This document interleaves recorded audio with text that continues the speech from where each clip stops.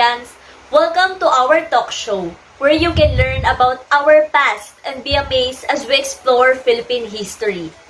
This is Historia.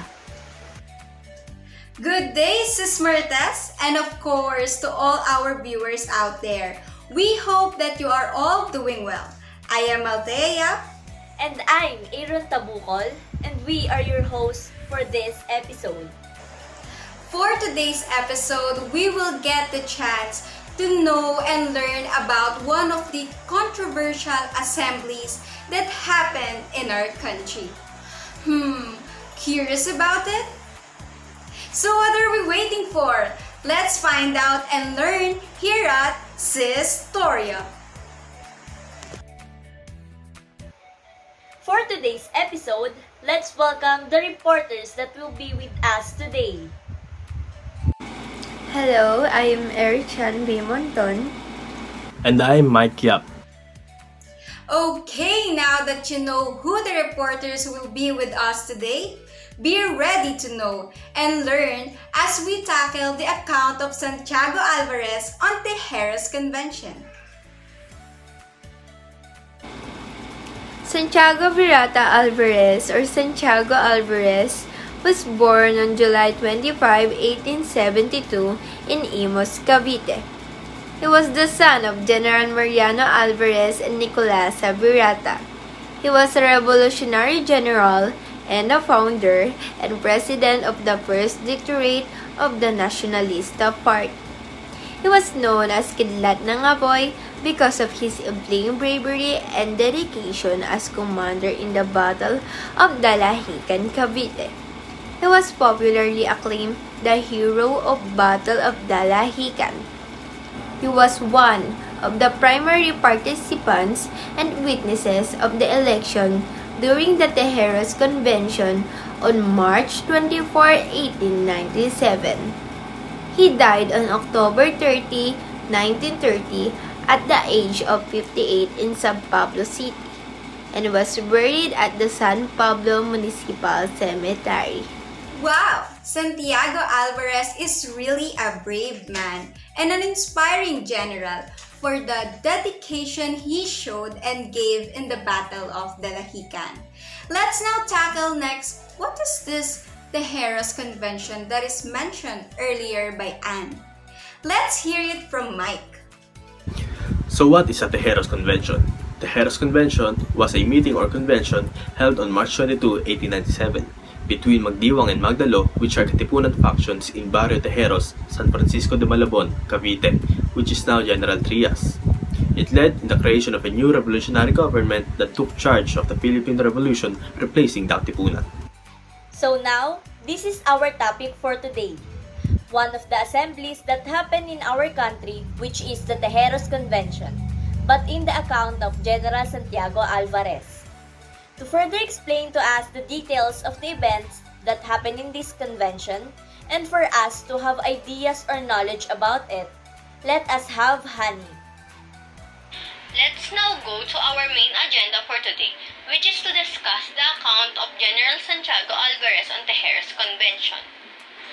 The assembly at Tejeros was finally convened on March 25, 1897. Secretary Jacinto Lubreras of the Magdiwang Council signed the invitation for the meeting and presided over the assembly. Seated with Lubreras at the long presidential table where all the Magdiwang faction members were present in the convention. Supremo Andres Bonifacio, leader and founder of Katipunan. Mr. Mariano M. Alvarez, president of Magdiwang faction. Mr. Pascual Alvarez, Mr. Ariston Villanueva, Mr. Mariano C. Trias, Mr. Diego Mojica, Mr. Emiliano R. de Dios, Mr. Santiago V. Alvarez, son of Mr. Mariano Alvarez, Mr. Artemio Ricarte, Mr. Santos Nocon, Mr. Luciano San Miguel, Mr. Pablo Mojica, Mr. Severino de las Alas, and lastly, Mr. Santiago Rilo. What is this called Magdiwang faction? The Magdiwang faction was a chapter of the Katipunan, a Philippine revolutionary organization founded by a Filipino rebels in Manila in 1892, with the aim to gain independence from Spain. It was started by Mariano Alvarez, who was related to Andres Bonifacio, the leader of the Katipunan because he was the uncle of Bonifacio's wife, Gregoria de Jesus. Among the Magdalo seated at the head table were Mr. Baldomero Aguinaldo, leader of the Magdalo faction, Mr. Daniel Tirona, and Mr. Cayetano Topacio. What about the Magdalo faction? The Magdalo faction of the Katipunan was a chapter in Cavite, mostly led by Ilustrados of the province. It was named after Mary Magdalene. It was officially led by Baldomero Aguinaldo, and he was the first cousin of Emilio Aguinaldo, who was its most famous leader. Both the Magdiwang and the Magdalo were the two major Katipunan factions in Cavite, with the Magdiwang having control over a larger number of towns and municipalities. These two factions had a rivalry. Now that you know the two factions who were involved in Tejeros Convention, let us now continue to discuss the event in this assembly. Before the assembly was convened, Secretary of War Ariston Villanueva of Magdiwang Council received the confidential information of Mr. Daniel Tirona of Magdalo faction, who was set to undermine the proceedings of the assembly and that he already acceded or agreed in joining any among the Magdiwang leaders to ally with him.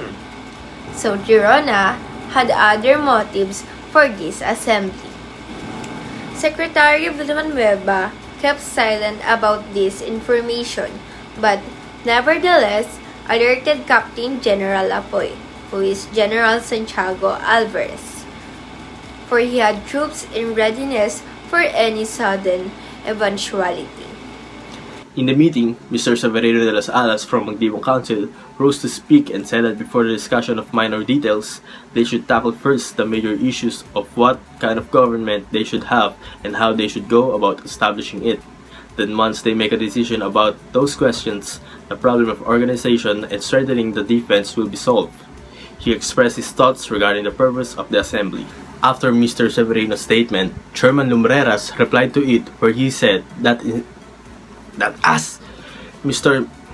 Mr. Severino's statement, Chairman Lumbreras replied to it where he said that as initiator of the revolution, the Katipunan now holds the authority over the islands. It has a government of law and a definite program. It is obeyed and respected by all because it stands for freedom, brotherly love, and well-organized and well-run government. This explains the power that Katipunan holds and how it is obeyed by the people during this era. Supremo Bonifacio agreed with the statement of Chairman Lumbreras, and he also explained that a K in the middle of the sun in the Katipunan flag that was used in the revolution stood for kalayaan or independence.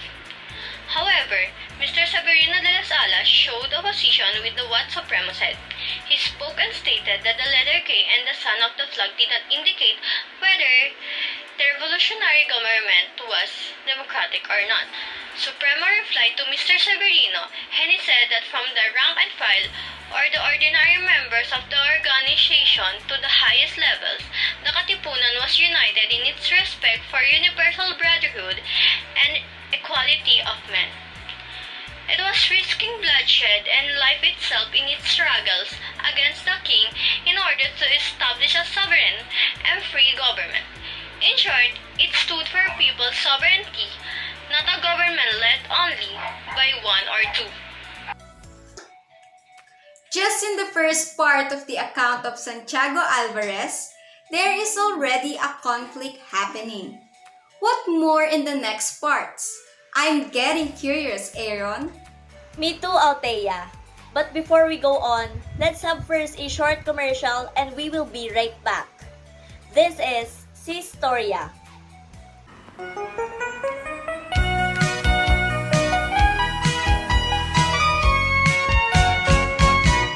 Welcome back, Sistorians. I hope you enjoyed that quick break because now we are diving right back into our conversation. If you are just joining us, You are in for a treat as we continue our exploration of one of the most controversial assemblies in our country's history. In our previous segment, we started unraveling the intricacies of this assembly, shedding light on its historical significance and the passionate debates surrounding it. And I must say, it's a story that's been captivating all of us. So what happened next? What new insights are we about to uncover? Well, you're about to find out. It's time to pick up where we left off and dive even deeper into the heart of this intriguing topic. Let's hear what Mr. Antonio Montenegro had to say about the need for a clear revolutionary government. And please share the details. Mr. Antonio Montenegro, in defense of Mr. Severino de las Alas' stand, highlighted the need for a clear revolutionary government. He argued that if they allow the status quo to persist, they will be no better than a pack of bandits or wild, mindless animals. This sparked a passionate exchange of ideas. General Apoy, visibly hurt by Montenegro's words, and stood up angrily in response. He highlighted they were under the jurisdiction of the highest council of the sons of the people and defended the Katipunan's commitment to freedom. General Apoy firmly stated that they were not bandits but true revolutionaries, rational and capable of protecting and defending others. The Supremo Andres Bonifacio played an important role in maintaining order. Despite calls to adjourn the convention, he persuaded others to continue. However, the presiding officer, Mr. Ribreras, refused to assume his role as chairman. Bonifacio took the chairmanship himself and explained the importance of respecting decisions and abiding the wishes of the majority. Wow! That was an intense moment from this historic assembly. Anne shared how Mr. Antonio Montenegro ignited a fiery debate with his call for a clear revolutionary government. Quite the controversy, wouldn't you say, Althea? Absolutely, Aaron. Montenegro's words certainly lit a spark in that assembly, but what's even more fascinating is how different members responded. Mike tells us that General Apoy, clearly hurt by Montenegro's words, passionately defended the Katipunan and their commitment to freedom. He angrily refuted any notion of being labeled as bandits. That's true dedication to their cause, and it did not stop there. Honey brings in Andres Bonifacio, known as the Supremo, who played a crucial role in maintaining order. Despite calls to adjourn the convention and even the presiding officer's refusal to resume his role, Bonifacio stepped up to chair the assembly himself. It's really remarkable how these historical figures navigated such intense debates and maintained the course of the assembly. Election preparation. As the clamor for the establishment of a government of the Philippine Republic grew, the chair proceeded to prepare for elections. Positions such as President, Vice President, Minister of Finance, Minister of Warfare, Minister of Justice, and Captain General were to be filled through the electoral process. The Supremo laid out the principle that the candidate with the most votes for each position will be the winner, regardless of their station in life or educational attainment. The election and its outcome. The Supremo Bonifacio appointed General Artemio Ricarte as secretary to assist with the election process. Ballots were distributed and votes were cast.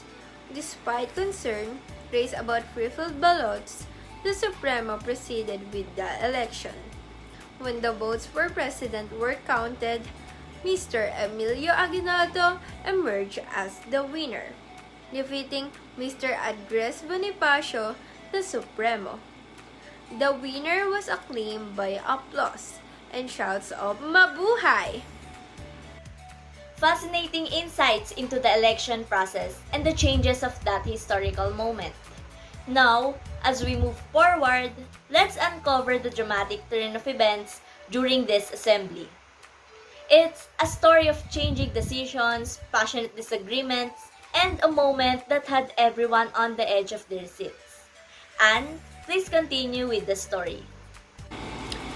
As the election continued, Mr. Severano de las Alas spoke again and suggested that since Supremo Bonifacio had received the second highest number of votes for the presidency, he should be proclaimed Vice President of the government of the Philippine Republic. As nobody signified approval or disapproval of the proposal, the presiding officer, the Supremo Bonifacio, ruled the election be continued. Then, for the Vice President, Mariano Trias won over Mariano Alvarez and the Supremo Bonifacio. General Vibora, who is General Artemio Ricarte, was elected captain over General Apoy. After the following individuals were elected, Mr. Valdemoro Aguinaldo wanted the elections to be finished before it got too dark. To facilitate the counting of votes, he suggested that for all other positions to be voted upon, voters should stand on one side of the hall if in favor and on the other side if not. This suggestion was adopted for the rest of the election. As for the position of Secretary of War, Mr. Emiliano Artejos was elected overwhelmingly. After the voters had given the proper honors to the new Secretary of War, they proceeded to elect the Secretary of the Interior. Mr. Andres Bonifacio, the Supremo, won over Mariano Alvarez. The crowd broke into shouts of "Mabuhay!" But Mr. Daniel Terona requested for a restoration of order and then spoke aloud to reconsider the people's choice. Because the position of Secretary of Interior has great scope and of such sensitivity that they should not entrust it to someone who is not a lawyer, and he mentioned the name of Mr. Jose del Rosario, who is really a lawyer. Then, he shouted as loud as he could to elect Mr. del Rosario, as he thought those who were educated and knowledgeable in this area had a greater use education for the said position. However, the Supremo Bonifacio was greatly embarrassed and quickly stood up to take the stand on the decision made earlier on voting, which was to abide by the majority and accept it no matter what the station in life of that elected person. Thus, he demanded an apology from Mr. Daniel Tirona as he opposed the way of election was going through. Dishonoring the people's choice, then Supremo proceeded to pull out his revolver and took aim. Instead of replying, Mr. Tirona ignored Supremo's remarks and got scared as he slid away and got lost in the crowd. Disorder ensued as the convention secretary tried to disarm the Supremo, who was intent on shooting Mr. Tirona. The people then began to disperse and the Supremo adjourned the meeting with a sentence that all the matters approved in the meeting were null and void due to the matters that occurred. Then the Supremo Bonifacio left quickly and was followed by his aides and some other present in the meeting. I truly agree with that. As we wrap up today's journey, we have uncovered some incredible moments. These stories remind us of the determination of those who came before us. A big thanks to Anne, Mike, Hani, and Karil for their insights. And we hope you learned something from our reporters and we make you appreciate our Philippine history with this episode. And of course, thanks to all of you for watching. Until next time, this is Althea Yap. And Aaron Tabukol, signing off. Stay curious, stay connected, and stay updated. This is Sistoria.